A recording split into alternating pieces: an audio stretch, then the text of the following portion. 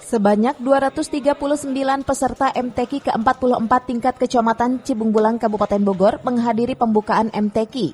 Para peserta MTQ ke-44 dari 15 desa sekecamatan Cibungbulang berkumpul di kantor Kecamatan Cibungbulang pasca pawai ta'aruf MTQ dari masing-masing desa.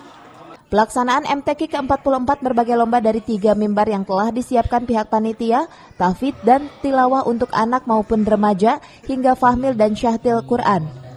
Dari 3 mimbar tersebut, Kecamatan Cibungbulang akan memilih para kafilah yang terbaik guna mengikuti di tingkat Kabupaten Bogor. Predikat sebagai 3 besar di Kabupaten Bogor menjadi motivasi dan akan mempertahankan juara 3, bahkan sebagai juara umum tahun ini. Pada MTQ ke-44 hari ini, dan dengan seiring dengan adanya pandemi COVID, pendaftar di Kecamatan Cibungbulang untuk kegiatan MTQ itu sebanyak 229 orang tersebar di 3 mimbar. Apa aja sih Pak yang dilombakan itu sendiri Pak? Yang dilombakan itu meliputi tartil, tilawah anak-anak, tilawah remaja, tilawah dewasa, tahfidz 1 juz tilawah, tahfidz 5 juz tilawah, fahmil Quran dan syahril Quran.